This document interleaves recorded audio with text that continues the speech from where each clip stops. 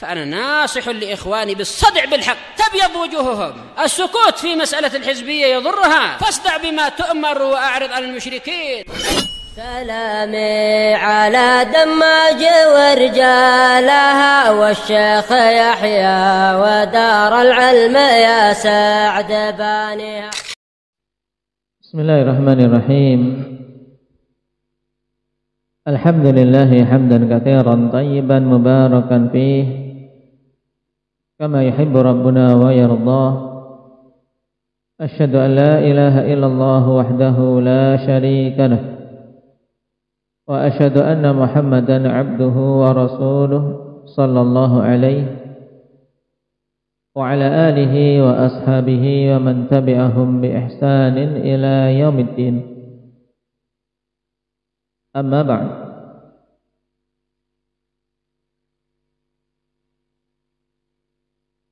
Indak ya fadil,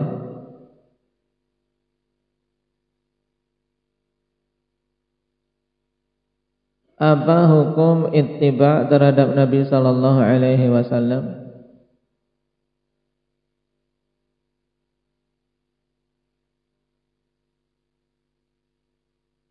Hukumnya wajib. Nah, karena merupakan konsekuensi dari persaksian kita asyhadu anna Muhammadar Rasulullah. Bahkan sebagian ulama ikhwan mengistilahkan wajibnya ittiba' dalam beribadah, dalam mengamalkan syariat kepada Nabi kita Muhammad sallallahu alaihi wasallam saja diistilahkan dengan tauhidul mutaba'ah. Dan ini penamaan yang tidak diingkari. Tauhidul mutaba'ah maksudnya apa? Yaitu menjadikan Nabi sallallahu alaihi wasallam satu-satunya yang diikuti secara mutlak. Karena memang beliau adalah Rasul yang diutus kepada kita. Sehingga dalam mutaba'ah kita memurnikan ittiba' hanya kepada beliau alaihi salatu wassalam. Yang bentuk ittiba' ini bagaimana dijelaskan dalam hadis endak ya Raka?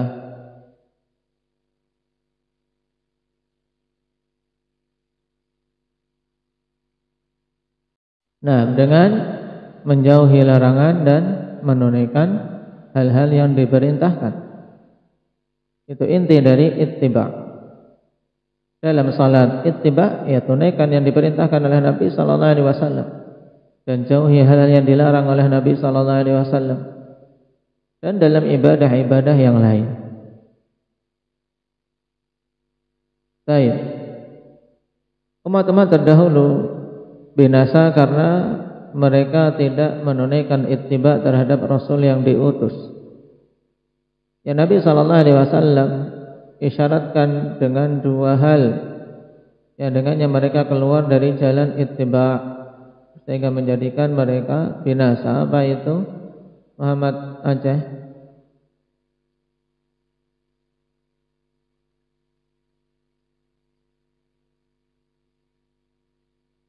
Nah, yang pertama dengan banyak bertanya dengan pertanyaan-pertanyaan yang tidak bermanfaat, pertanyaan-pertanyaan yang hanya sekadar untuk berkelit dan menyelisihi nabi-nabi yang diutus kepada mereka. Baik. Nah, sekarang kita masuk pada bab berikutnya. Qala al-muallif hafizahullah ta'ala babu wujubi mahabbati Rasulillah sallallahu alaihi wasallam. Bab yang menerangkan tentang wajibnya mencintai Rasulullah sallallahu alaihi wasallam. Hal ini juga merupakan konsekuensi dari persaksian kita asyhadu anna Muhammadar Rasulullah. Ketika kita mengakui bahwasanya beliau adalah utusan Allah Subhanahu wa taala, maka dituntut untuk kita mencintainya. Dan hal ini telah ditegaskan pada beberapa hadis, di antaranya hadis kita di nomor yang ke-32 ini. An Anas bin Malik radhiyallahu anhu anna an-nabiy sallallahu alaihi wasallam qala la yu'minu ahadukum hatta akuna ahabba ilaihi min waladihi wa walidihi wan nasi ajma'in. Rawahul Bukhari wa Muslim.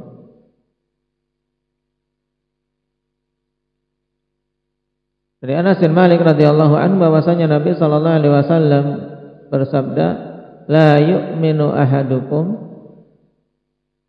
ay imanan kamilan. Tidak akan sempurna keimanan salah seorang di antara kalian hatta akuna ahabba ilaih, sampai aku ini menjadi seorang yang lebih dia cintai. Dari siapa? Min waladihi, dari anaknya. Nabi lebih dicintai dari anaknya sendiri. Wa walidihi, apa makna walid? Hendaknya munah orang tuanya. Wan nasi ajma'in, dan keseluruhan manusia. Hadis dikeluarkan oleh Imam Bukhari dan Muslim. Berarti makna hadis mudahnya apa? Tidak sempurna keimanan salah seorang di antara kalian sampai aku menjadi seorang yang lebih dia cintai daripada kecintaannya terhadap anak, orang tua, dan keseluruhan manusia. Dalam hadis ini menuntut untuk seorang bisa mencapai kesempurnaan iman dengan menempatkan kecintaan kepada Rasulullah sallallahu alaihi wasallam melebihi kecintaan kepada semua orang. Dan datang dalam hadis Umar al-Khattab radhiyallahu anhu,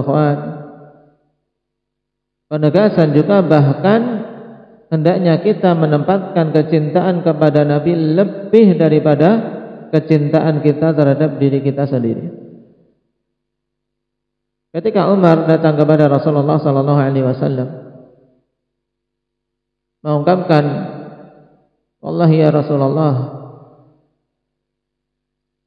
anta ahabbun nasi ilayya illa min nafsi."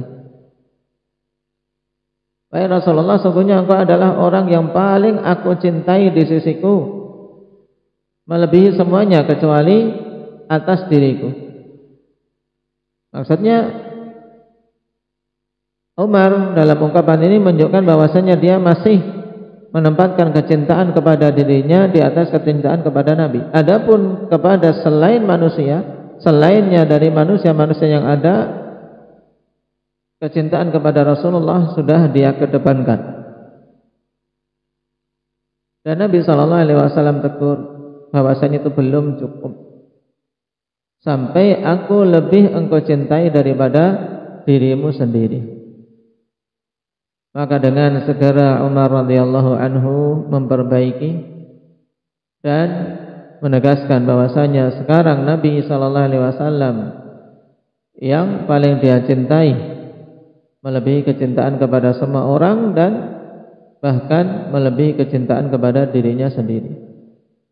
Nah, di situ kemudian Nabi SAW katakan, "Al-ana ya Umar." Sekarang engkau baru akan mencapai kesempurnaan iman, kebenaran dalam menempatkan Nabi SAW dari sisi mahabbah. Dan rasa cinta kepada Nabi SAW dengan ittiba itu merupakan dua perkara yang saling berkaitan. Tidak benar ungkapan cinta dia kepada Rasul sallallahu alaihi wasallam tanpa diwujudkan dengan ittiba. Oleh karena itulah Rasulullah Allah Subhanahu wa taala jadikan benarnya ittiba kepada Nabi sallallahu alaihi wasallam sebagai bukti pengakuan cintanya kepada Allah dan pengakuan cintanya kepada Rasulullah sallallahu alaihi wasallam min babil aula. Allah katakan, "Qul in kuntum tuhibbunallah fattabi'uni yuhibbukumullahu wa yaghfir lakum dzunubakum wallahu ghafurur rahim. Di surat apa ini, Mujahid?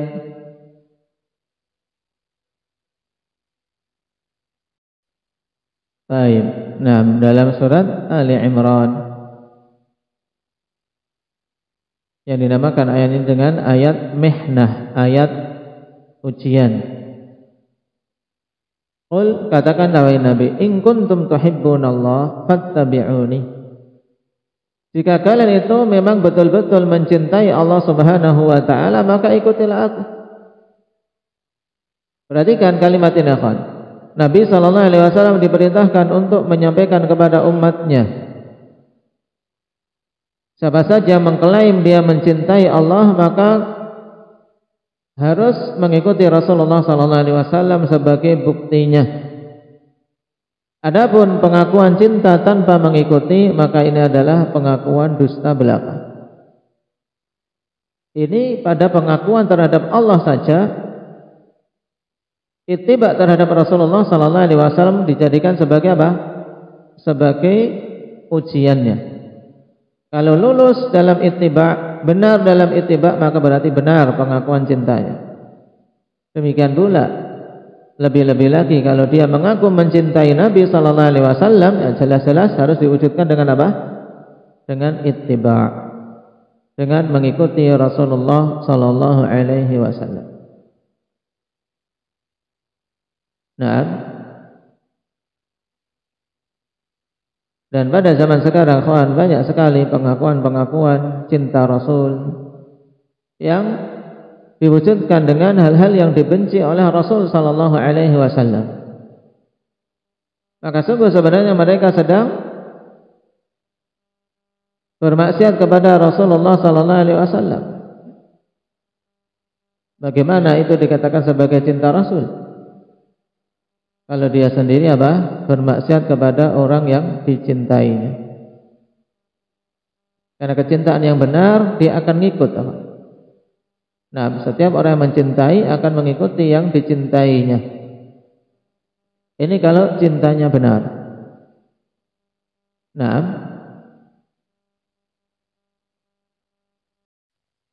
bait dinisbahkan kepada Imam Asy-Syafi'i rahimahullahu taala. Lau kana hubbuka shadiqan la ata'tahu. Innal muhibba liman yuhibbu muti'u. Seandainya cintamu itu benar, maka engkau tentu akan mentaatinya. Karena sesungguhnya orang yang mencintai kepada yang dia cintai itu taat. Dalam kalimat yang lain, ta'sil ilaha wa anta tudhiru hubbahu. Lau kana hubbuka shadiqan la ata'tahu. Innal muhibba liman yuhibbu muti'u.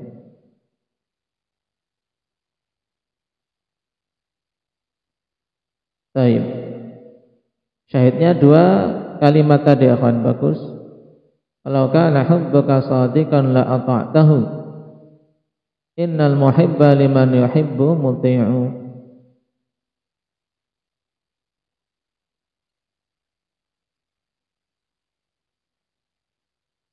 Dinisbahkan kepada Imam Syafi'i rahimahullahu ta'ala.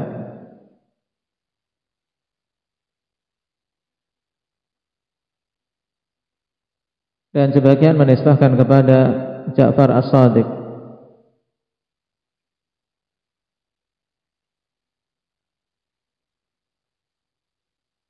Bait masyhur, adapun untuk tahqiq siapa yang mengatakannya butuh penelitian lebih lanjut.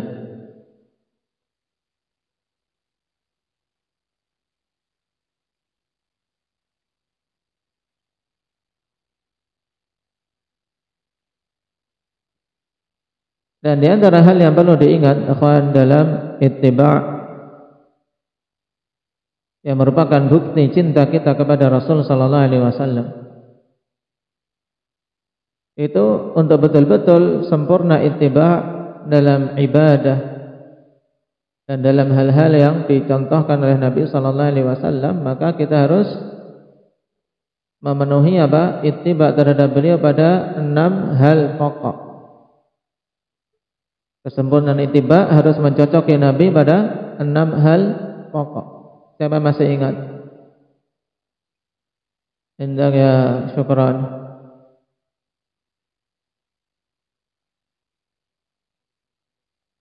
Sebab yang pertama pada sebabnya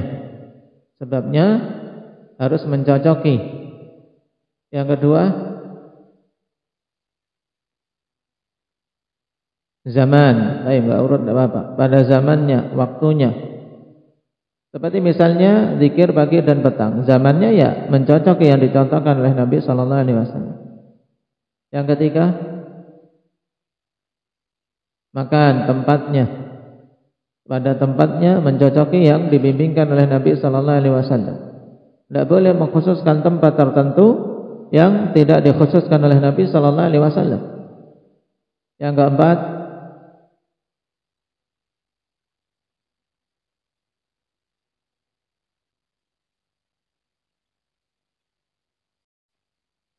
yang keempat tentang kaifiyahnya, tata caranya. Harus sesuai dengan tata cara Nabi sallallahu alaihi wasallam. Kalimah kadarnya, yaitu jumlahnya harus sesuai dengan jumlah yang ditetapkan oleh Nabi sallallahu alaihi wasallam. Yang keenam sudah.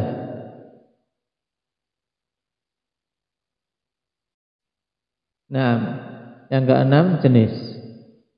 Ini diingat 6 hal ya kawan. Siapa saja ingin sempurna ittiba'nya kepada Nabi sallallahu alaihi wasallam, maka harus mencocoki 6 hal ini. Sebab, kemudian jenis, kemudian kaifiyahnya, kemudian kadarnya, kemudian waktu dan tempatnya. Nah, nasallallahu an yuwaffiqana lima yuhibbuhu wa yardah. Walhamdulillah. Naqra an Anas bin Malik radhiyallahu anhu anna an-nabiy sallallahu alaihi wasallam qala la yu'minu ahadukum hatta akuna ahabba ilaihi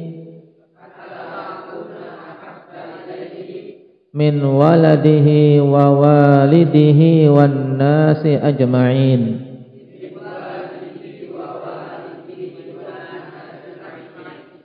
Rawahul Bukhari wa Muslim.